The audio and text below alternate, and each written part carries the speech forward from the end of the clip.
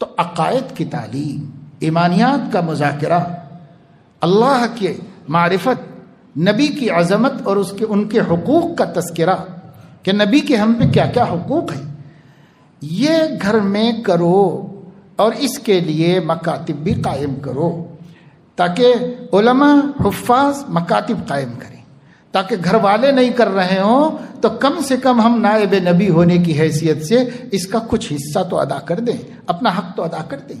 ہماری ذمہ داری تو ہے۔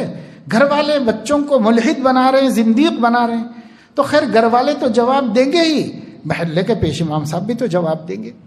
تو اس لیے مکاتب کا قیام کیجیے، منظم مکاتب۔ ہمارے 2000 کے واسطے نہیں، ملے نہ ملے، لیکن میرے ذریعے سے محلے کے 10 20 25 50 بچے جہنم کی آگ سے بچ جائیں۔ قوا انفسکم واہلیکم نارا، اپنے اہل میں اپنے خاندان والے داخل ہیں، اپنے اہل میں اپنے تحت کام کرنے والے داخل ہیں، اپنے اہل میں اپنے اڑوس پڑوس جن سے ہمارے ساجھے ہیں، محبت ہیں، رشتہ داریاں ہیں، یہ سب داخل ہیں۔ آپ ان کی فکر کیجئے۔ اس لیے یہ بات کی بار بار توجہ دلائی جا رہی ہے، بالخصوص آنے والے دنوں کے لیے ابھی سے مسلمانوں کو بہت سخت تیاری کرنے کی ضرورت ہے، اس لیے کہ آنے والے دنوں میں کسی ایک اسٹیٹ میں نہیں بلکہ پورے ہندوستان میں ایک نیا نظام تعلیم آ رہا ہے، پورے ہندوستان میں آ رہا ہے۔ آنے کی پوری تیاریاں ہیں، ہو چکی ہیں، اور وہ سب کچھ پاس ہے، منظور ہے، قانون بن چکا ہے، نفاذ کی تیاریاں ہو رہی ہیں، سلیبس پرنٹ ہو رہا ہے، سب ہو رہا ہے۔ اسے ہو سکتا ہے کہ اس سال کو تو ایسے ہی ضائع کر دیا ہے، اور وہ چاہ بھی یہی رہے ہوں گے کہ یہ سال اسی طریقے سے نکل جائے اور نیا تعلیمی سال نئے انتظامات کے ساتھ اور نئے نصاب کے ساتھ اور نئے نظام، مجوزہ نظام کے ساتھ وہ شروع کیا جا سکے۔ تو اس کی تیاریاں مکمل ہیں۔ غالب گمان یہ ہے کہ اس آنے والے تعلیمی سال سے اس نظام کو نافذ کر دیا جائے گا، یا ہو سکتا ہے آگے پیچھے ہو جائے تو 1 سال اور لگے گا، بس اس کے بعد وہ نظام نافذ ہو جائے گا۔ اس نظام میں کوئی، کہتے ہیں ماہرین کہ تعلیمی خرابی نہیں ہے، نصاب اچھا ہے، نظام اچھا ہے، ترتیب اچھی ہے، اور بچوں کے پڑھنے میں جو سہولتیں دی گئی ہیں وہ سہولتیں بچوں کو زیادہ سے زیادہ تعلیم یافتہ بنانے میں مددگار ہے، معاون ہے۔ بہت خوبیاں لوگوں نے اس میں دیکھی ہیں، اور بہت خوبیوں کا لوگ ذکر کرتے ہیں، جو ماہرین ہیں، دنیا بھر کے نظاموں کے ماہرین ہیں، وہ بھی اس کی تعریف کرتے ہیں۔ تو یہ کوئی گیا گزرا نہیں ہے، اس نصاب سے وہ خطرہ نہیں ہے۔ اس نصاب میں جو روح شامل کی گئی ہے وہ روح توحید کے خلاف ہے، اور کسی مذہب والے کو کوئی خطرہ نہیں ہے، سب کے لیے وہ بہترین اچھی چیز آ رہی ہے۔ صرف مسلمان کے لیے یہ خطرہ ہے کہ ان کے بچوں کے اندر سے توحید کی اسپرٹ ختم ہو جائے گی۔ اس کا خطرہ صرف مسلمان کو ہے اور کسی کو نہیں۔ توحید، اس لیے کہ پورا کا پورا نظام وہ بنایا گیا ہے شرک کی بنیادوں پر، اور اس کا نام ہندوازم یا ہندو کلچر نہیں رکھا گیا ہے، کیونکہ پتہ ہے کہ اس سے کوئی قبول نہیں کرے گا، اس لیے اس کا نام رکھا گیا ہے بھارتیہ کلچر۔ یہ بھارت کا کلچر ہے، آپ بھارتی اپنے کو کہتے ہو تو ماننا پڑے گا، آپ کو اس ملک کے کلچر میں ڈھلنا پڑے گا، آپ کے بچوں کو ڈھلانا پڑے گا اس میں۔ یہ چیز انہوں نے لائی، اور اسی وجہ سے کوئی قوم متفکر نہیں ہے سوائے مسلمانوں، اور مسلمانوں کا بھی جدید تعلیم یافتہ طبقہ متفکر نہیں ہے، اس لیے کہ اس نے اس پالیسی کا جائزہ لیا ہے تعلیم کے معیار کی حیثیت سے، تو ان کو خوبیاں ہی خوبیاں دکھائی دی، اس لیے وہ بھی مخالف نہیں، وہ مسلمان بھی مخالف نہیں۔ اب صرف وہی مخالف ہیں جن تعلیم یافتہ لوگوں کو مذہب کی بھی اہمیت کا پتہ ہے، عقیدے کی اہمیت کا پتہ ہے۔ ہمارے ایسے اسکالرز اور جدید تعلیم یافتہ لوگ، ان لوگوں کو فکر ہو گئی ہے، اور انہی کے سمجھانے سے ہم علماء نے سمجھا ہے کہ اس میں یہ خطرہ ہے، اور یہ خطرہ بہت بڑا خطرہ ہے، معمولی خطرہ نہیں ہے۔ اب آپ دیکھ رہے ہیں یہ حکومت جو بل پاس کرتی ہے قدم پیچھے اب تک تو نہیں ہٹائی ہے۔ یہ ایجوکیشن پالیسی میں بھی وہ نہیں ہٹائے گی، یہ بہت سوچ سمجھ کر منصوبہ بند طریقے پر وہ آئے ہیں سامنے، یہ قدم پیچھے نہیں ہٹائیں گے۔ گھٹنے ٹکوا رہے ہیں کسانوں کے، اور اب ان میں پھوٹ ڈالی جا رہی ہے۔ اب ان میں سے کچھ لوگ حکومت کی طرف ہونا شروع ہو چکے ہیں، وہ خود ہی ٹوٹ جائے گی تحریک، وہ خود ہی ختم ہو جائے گی۔ جس قوت سے وہ اٹھے تھے، طوفان بن کے اٹھے تھے، آندھی بن کے اٹھے تھے، اس طوفان آندھی کو وہیں ختم کرنے کا سامان انہوں نے کر لیا ہے۔ وہ پہلے سے ریڈی ہیں ہر چیز کے واسطے، وہ ہماری طرح غافل نہیں بیٹھے ہوئے ہیں، وہ پہلے سے تیار بیٹھے ہوئے ہیں، تیاری کر کے بیٹھے ہوئے ہیں وہ۔ تو اس وجہ سے اب ہمارا یہ کہنا کہ ہم مسلمان نہیں مانیں گے، ہم مسلمان یہ تعلیمی پالیسی نہیں قبول کریں گے، تو وہ بولیں گے کہ دوسرے معنوں میں تم یہ کہنا چاہ رہے ہو کہ ہم بھارتی نہیں، ہم پاکستانی ہیں، یہ کہنا چاہ رہے ہو۔ تو یہ تہمت ہم پر لگا دی جائے گی اور ہمارے لیے راستہ اور مشکل کر دیا جائے گا۔ اس لیے اب مسلم بچے وہی پڑھیں گے، اور وہی پرائیویٹ اسکولوں میں پڑھانا ہوگا اور وہی سرکاری اسکولوں میں پڑھانا ہوگا۔ آپ کے لیے بچنے کا کوئی راستہ نہیں رہے گا۔ کیا کیا جائے؟ کیا ایمان کا سودا کر لیں گے؟ کیا توحید سے ہاتھ دھو لیں گے؟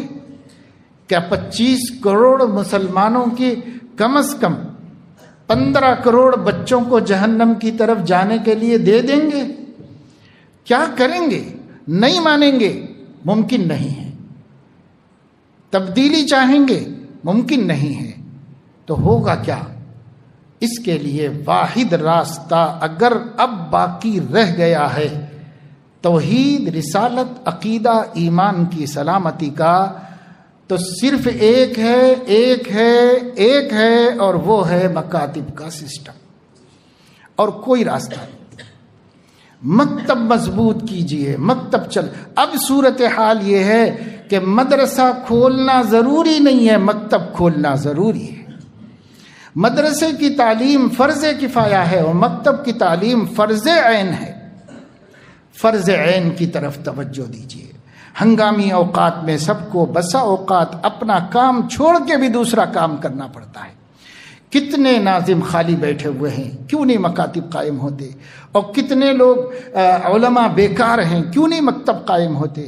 8 مہینے ہم کو ملے، 8 مہینوں میں ہم قوم کے بچوں کو کہاں سے کہاں پہنچا دے سکتے تھے اگر ہم مکتب کی محنت کر لیے ہوتے اس کے اوپر۔ تو نہیں، ہم نے نہیں کیا۔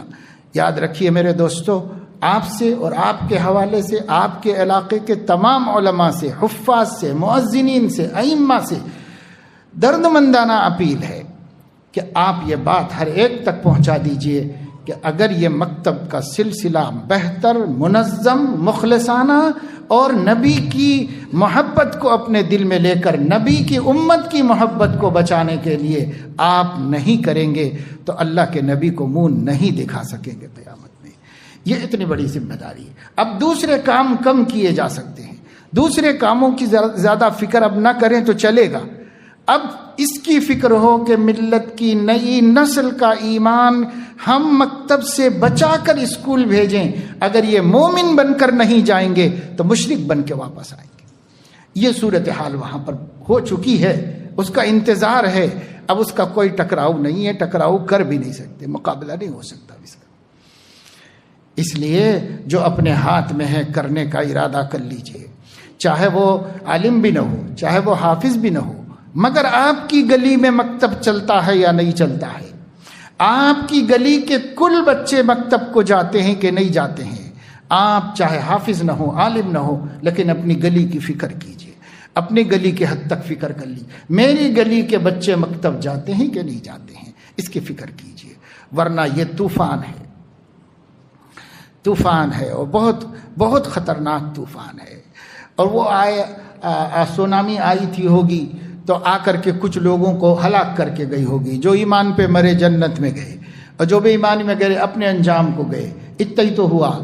یہ طوفان، یہ سیلاب، یہ موجیں ہماری زندگی لے سکتی ہیں، ہماری جان لے سکتی ہیں، لیکن یہ جو طوفان، جو سیلاب آ رہا ہے اور مضبوط موج خطرناک موج کی شکل میں آ رہا ہے، یہ ہمارے بچوں کا ایمان لینے والا ہے، اس سے کم کے لیے راضی نہیں ہے، ایمان لینے والا ہے۔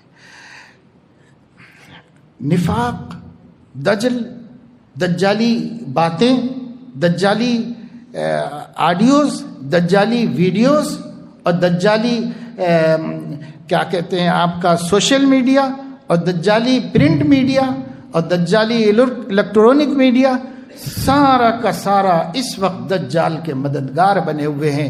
کوئی توحید کا حامی نہیں ہے اور کوئی ایمان اور اسلام کا مددگار نہیں۔ تو آپ کیسے بچیں گے؟ کیسے اپنے بات کو پھیلائیں گے؟ کیسے کام کریں گے؟ بچے ابھی اپنے ہاتھ میں ہیں، اپنے ہی گھر میں ان کو ایسا مومن بناؤ، ایسا پکا موحد بناؤ، یہ پہاڑ ٹکرائے، اس سے موجیں ٹکرائیں، موجیں ٹوٹ جائیں، لیکن ہمارے بچے کا ایمان نہ ٹوٹنے پائے۔ ایسا یقین بنانا، ایسی محبت نبی کی پیدا کر دینا، ایسی محبت اللہ کی معرفت پیدا کر دینا، قرآن سے تعلق جوڑ دینا اور عقیدے اچھی طرح گھول کے پلا دینا، اس کے بغیر ہم مومن نہیں ہیں۔ یہ محنت فرض عین ہے۔ اب اگر یہ محنت ہم نہیں کریں گے تو پھر ہماری دوسری خدمتیں ہمیں نجات نہیں دلا سکیں گی۔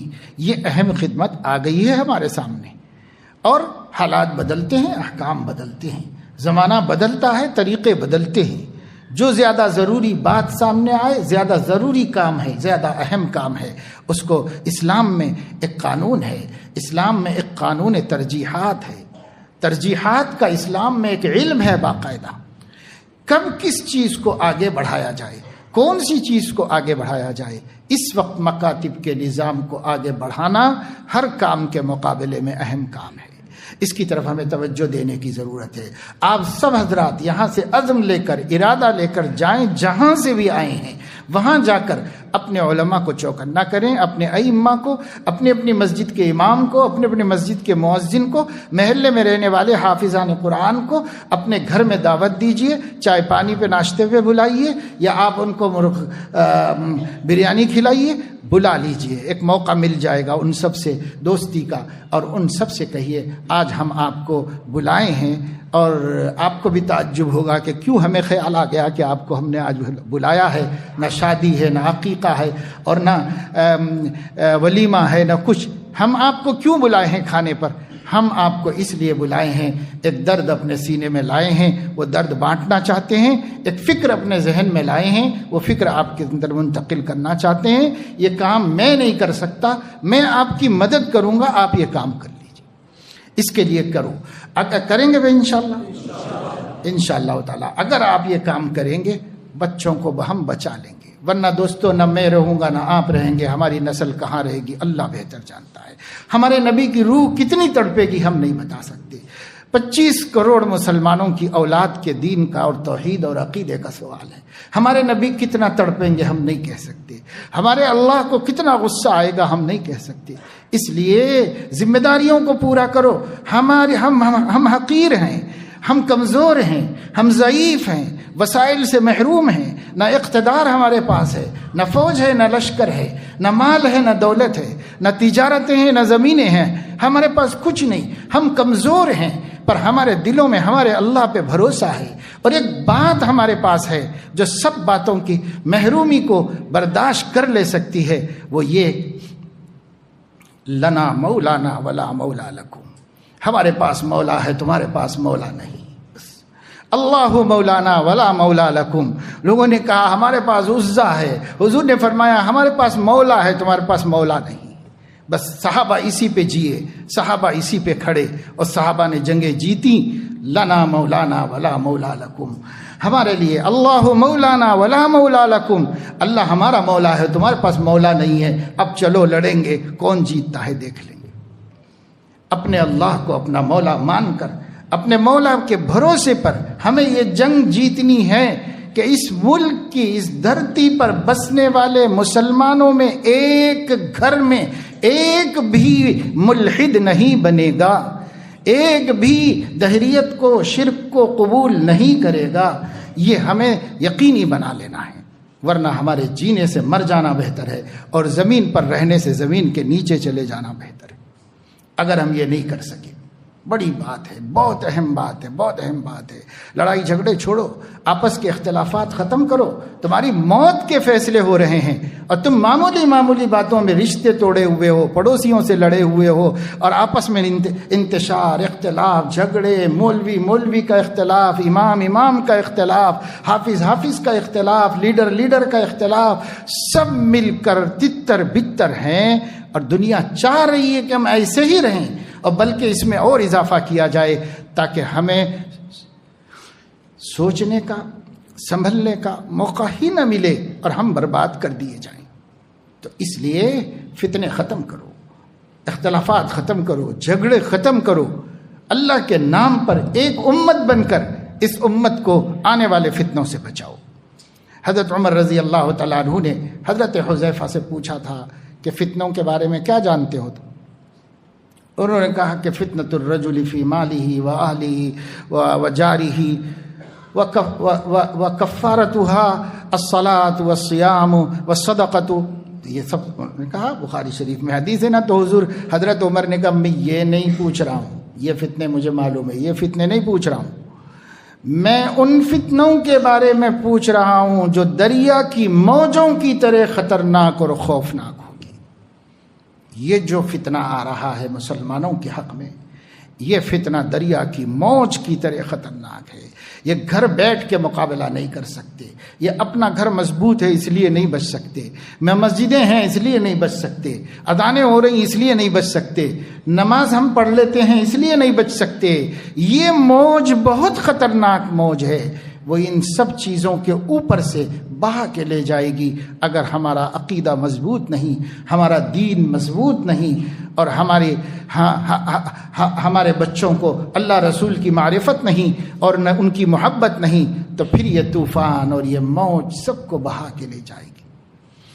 کغصاء السیل، سب ختم ہو جائیں گے۔ اللہ بچائے، اللہ بچائے۔ میں دوستوں اور بزرگوں مایوسی کی باتیں نہیں کر رہا ہوں کہ کوئی مایوس ہو، مایوس کسی کو نہیں، مومن مایوس ہوتا ہی نہیں، مومن مایوس ہوتا ہی نہیں، اور نبی کا غلام کبھی مایوس نہیں ہوتا ہے۔ نبی کا غلام ہمیشہ ہمت اور حوصلے سے رہتا ہے۔ اس لیے یہ مایوس کرنے کے لیے نہیں کہہ رہا ہوں، بے فکریوں کو ختم کرنے کے لیے، غفلتوں کے ازالے کے لیے کہہ رہا ہوں کہ ہماری بے فکری اور غفلت ختم ہو جائے، ہم اپنے اپنے علاقوں میں کچھ کرنے والے بن جائیں، اپنی اپنی بستیوں میں ہمارے ذریعے سے ہمارے نبی کی امت کی نسل بچ جائے اور محفوظ ہو جائے۔ اس کے لیے ہمیں کرنا ہے۔ اب جو مسجدیں، نمازیں، اذانیں دکھائی دے رہی ہیں، اس کو کافی مت سمجھو، یہ ہمارے بعد والوں کا قصہ ہے۔ اگر ہم نہیں بچائیں گے تو ہمارے بعد والوں کو کون بچائے گا؟ یہ قصہ ان کا ہے۔ ان مناظر سے خوش مت ہو جاؤ، اتنے سارے لوگ لاک ڈاؤن بھی ہے، مسجد میں جمع ہیں اور بیٹھے ہوئے، اتنے حافظ قرآن ہیں، ہم کیسے بھٹکیں گے؟ یہ اب ہیں، ان کا مسئلہ نہیں ہے۔ اب جو گودوں میں پل رہے ہیں ان کا مسئلہ ہے، اب جو اسکولوں میں جانے والے ہیں ان کا مسئلہ ہے۔ تو اس لیے ہمیں اپنے دین کی حفاظت خود کر لینی ہے، اپنے عقیدے کی حفاظت خود کر لینی ہے۔ نہ آسمان کا فرشتہ کرے گا، نہ کوئی حکومت کرے گی، آپ کو خود کرنا ہے۔ اپنی فکر کرو، اپنی فکر کرو۔ اللہ پاک مجھے آپ کو سب کو توفیق عمل نصیب فرمائے، اور ہم سب کو اللہ کی معرفت کامل نصیب فرمائے، توحید خالص نصیب فرمائے، اور سیدنا محمد الرسول اللہ کی معرفت نصیب فرمائے، ان سے سچی محبت نصیب فرمائے، قرآن کی معرفت نصیب فرمائے، اور اس کی اطاعت کی توفیق عطا فرمائے۔ اور اللہ ہم سب کو اپنے نبی کا سچا وفادار سپاہی بنا دے، اپنے نبی کا عاشق صادق بنا دے اللہ تعالیٰ، اور ان کی کڑھن کو، ان کی چبھن کو، اور ان کے دل کی جلن کو محسوس کرنے والا بنا دے، اور اس سے ان کو بچانے کی کوشش کرنے کی توفیق نصیب فرمائے۔ آمین۔ وآخر دعوانا ان الحمد للہ رب العالمین۔